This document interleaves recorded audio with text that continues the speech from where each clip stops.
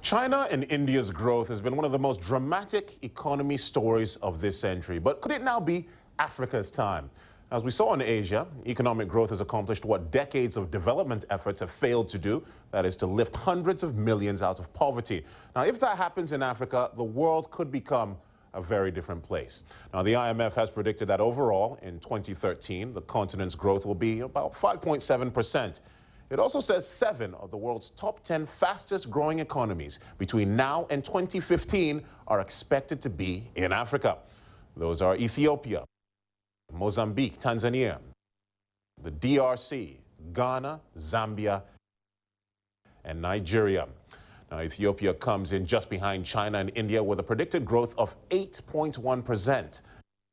The Tanzanian economy, which depends heavily on agriculture, is expected to grow by 7.2%. Ghana, a top producer of cocoa and gold, has predicted GDP over the next 2 years of 7%. And then there's Nigeria, oil and agriculture. As well as expanding its service sectors, it could see the country's economy grow by 6.8%.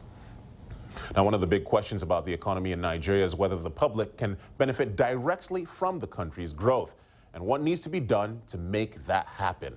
Focus on Africa's Tomi Oladipo reports from Nigeria's commercial capital, Lagos. The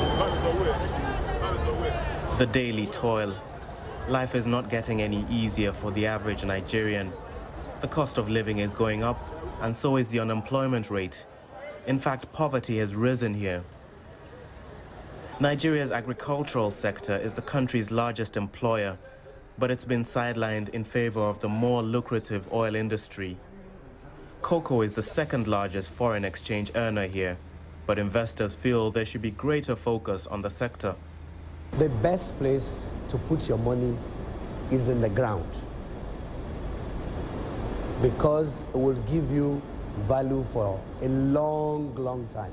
Cocoa, for instance, can give you value for a minimum of 40 years. When you take oil from the ground, there's no replenishment. You cannot replant oil. The country's economy has grown between 6 and 7% over the past year, but many Nigerians complain about the lack of the trickle-down effect. So how do you translate this impressive numeric growth into a better standard of living for the ordinary citizen? First and foremost, you've got to take away the constraints. The major constraint is power, and the major constraint is road and rail network. We need to invest in fixed assets. Fixed asset means roads, bridges, ports, refineries, power stations. All those investments have to be made.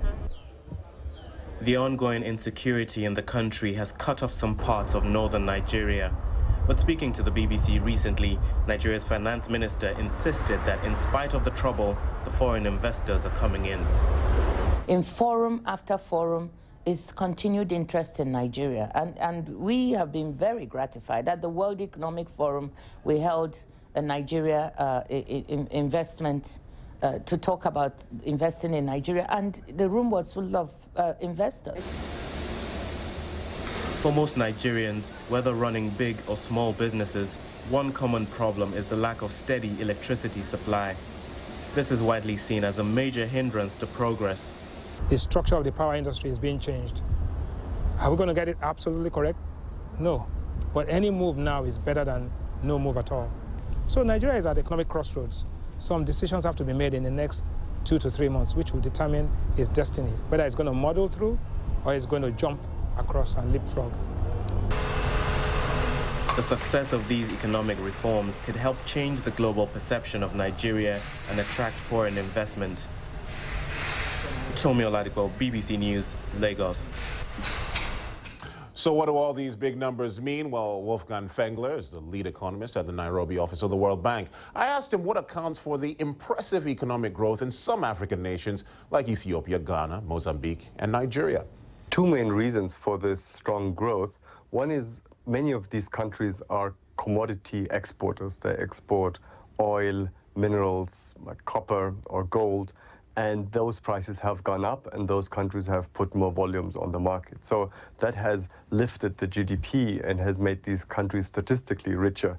The other more fundamental reason that also affects many other African countries is that better economic policies, especially macroeconomic policies, more stable exchange rate, lower inflation, low fiscal deficits, lower debt levels, very unlike the North, have helped these countries create a certain stability that have created more confidence of investors, but also of the people themselves. And these more fundamental structural reasons have helped to lift the continent up.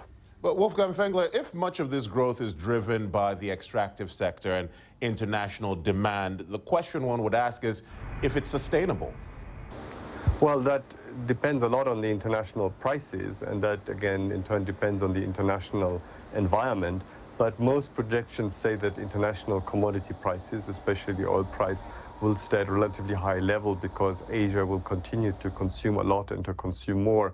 The more, I think, fundamental question for Africa's development is not if these resources from those commodities will continue to exist, but much more how these countries will use these resources and if they will spend it well or if they would waste it as it happened in the past in many countries. But every time we read these impressive statistics about Africa's economic growth, the one thing that seems to be missing is data about job creation. Will this impressive growth actually trickle down to ordinary people?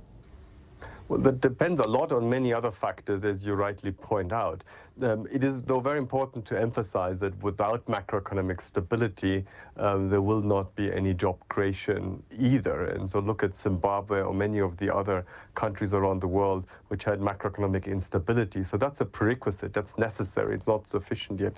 The question if there will be enough jobs depends a lot on the functioning of the roads, the ports, the energy sector especially. And there is one problematic statistic, which is that parts of Africa, including Kenya or South Africa, have actually deindustrialized over the last 10, 20 years. So that would be one of the big challenges. How do you get manufacturing not just back into Africa, but on a scale that Asia has seen? And that would create the jobs that Africa can benefit from. Wolfgang Fenger with the World Bank in Nairobi.